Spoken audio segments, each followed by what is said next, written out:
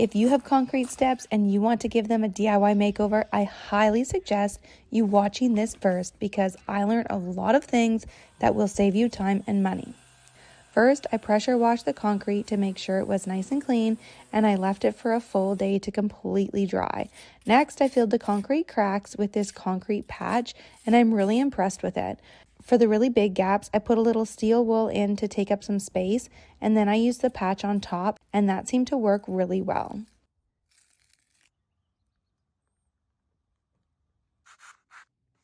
Then I applied this terrazzo concrete paint. I started by cutting in along the edges, and then I rolled the rest.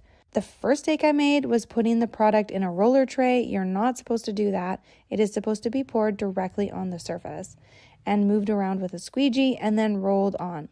Second mistake I made was not getting the roller wet first. It's also super important to really mix up the product. All the flakes settle to the bottom, and it's actually really hard to mix it completely.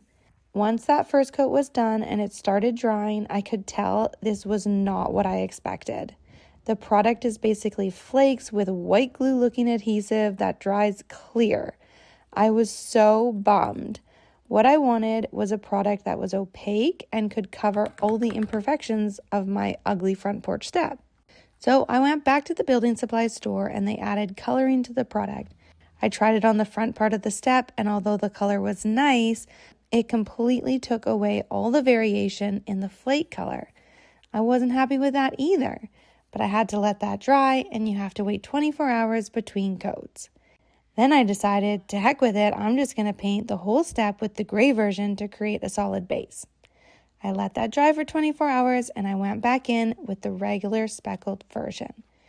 I cut it in, and then I had to switch cans, and it took a long time to stir the new can. While I was stirring, the part that I cut in was drying. Cue big mistake number 3. I didn't know this would be problematic, but it was. I rolled the rest on just the top of both steps and about the top 2 to 3 inches on the edge, but I left that front part solid gray and the edges too. I had to do a second coat after, again, 24 hours. And honestly, I think I could have even done a third and maybe a fourth.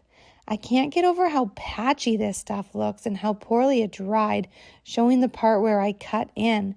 I had a hard time to get rid of that line, but I did try my best to kind of blend it in a bit more, but it was hard to get rid of it completely. After that dried 24 hours later, I applied 2 coats of a sealer, and I'm happy to report it is much better than what I started with. What do you think? Was it worth all the effort? I'm happy with how it turned out. However, I am not sure I would actually recommend using this product. I hope this inspires you to maybe try a different type of porch and patio paint for your front step upgrade. Thanks for watching Home Talk, and see you next time. My sister was tired of having her plain slab patio that was just like everyone else's. I began by removing years of grime with a power washer. Once the patio was dry, I applied Fast Prep by Valspar, which cleaned and etched the concrete. This is a really important step. After that, I rinsed it with plain water. Once the patio was dry for a second time, I used concrete walk maker as a stencil. If you've ever looked at a stone, there's more than one color. So to make the flagstone, I needed to paint each stone more than one color. Using 5 different colors of spray paint, I began to create a flagstone patio for my sister. I continued to paint until the patio was covered with faux flagstone. Once the paint was dry, I used a sealer, rolling it on top of the cement. 2 coats of the sealer will ensure a proper seal. My sister loves her flagstone patio and can't wait to entertain and eat outside and enjoy it. I hope this inspires you to create a little faux stone masterpiece somewhere in your home. So the first step in this process is to prep my surface. Anywhere where you have flaking paint or any kind of surface that is not adhered to what's underneath it, we need to take that away. Otherwise, anything with paint on top is going to lift. So I'm going to get my trusty sander, I'm going to put my safety equipment on, and I am going to sand this, and I'm going to sand the porch, and then we'll be ready to go. So I've sanded down the deck here and it's all prepped and ready and cleaned, ready for me to start painting. I'm not using my best brushes for this, nor my best roller. I am going to paint into the edges. Now the wonderful thing about this Dixie Belle paint for this type of project is that it gives you a beautifully smooth finish and it requires no top coat. Next I am going to take my roller and I'm just going to roll this on very, very simply. And you can see how the coverage is absolutely impeccable. Now it will take 2 coats on this just to be safe. I am now going to add some decorative elements. I'm going to start stenciling and I'm going to create a very subtle Victorian style carpet effect. I'm just going to load a little bit of paint onto my roller here, just directly onto. Now I have taped with blue painter's tape onto the surface.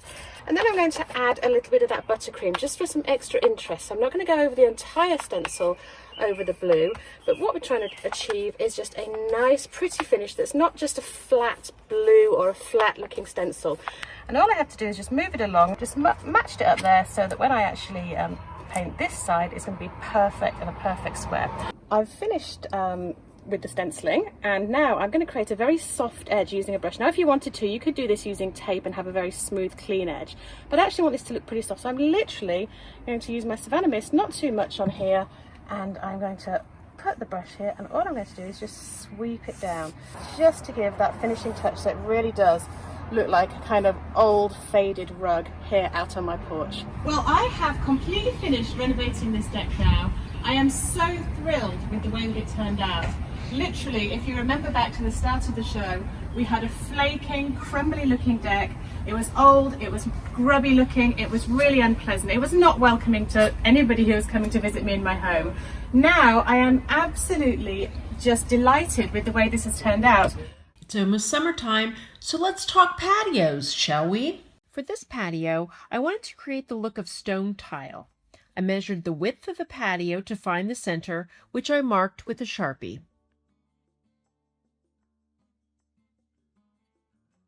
With my daughter's help, I snapped the first chalk line. We continued to snap lines and then applied heavy-duty duct tape to the patio along those lines, pressing it firmly to make sure it was stuck. Once all the duct tape was applied, I painted the entire surface using paint specifically made for cement. Using a roller, it was a pretty simple process. Once the paint was dry, we began to remove the tape. You can't hear us, but we weren't really happy with what happened. The paint had seeped underneath the tape. Instead of crisp lines, we were left with a mess.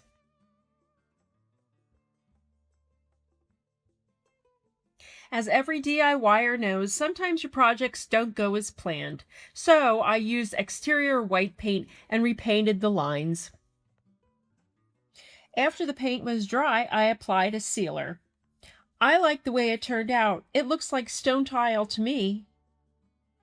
My deck is looking old and dingy, and the current stain has seen better days. After I removed all the furniture from the porch, I put painter's tape all around the sides. Now, the first thing you're going to do is properly prepare the deck, and I used 2 products. It's a Valspar stripper product, and then you can use a scrub brush to really scrub that top layer off. And after you do that and you wash it off, the second thing after it has dried is applying an all-in-one wood prep.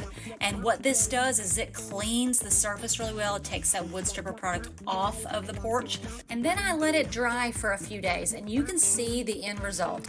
As you can see, I am applying it with a stain pad. You can also use polyester brushes or professional spray equipment. What you're going to want to do if you're using more than 1 gallon, you're going to want to shake it, stir it, and blend the containers together if you're using more than 1. What I did was I applied a small section at a time, 1 to 3 boards. I started at one edge of the board and I worked to the other end of the board. And I applied it in small sections at a time. Now, because this has been previously stained, I did apply 2 coats. If you're applying this to raw wood or new wood, 1 coat should be fine. Once this deck was good and dry, I started replacing my furniture, and I can't wait to enjoy this porch now. This stain really elevates this space, not to mention the fact that I live in a coastal climate, and this should be a game changer for this porch.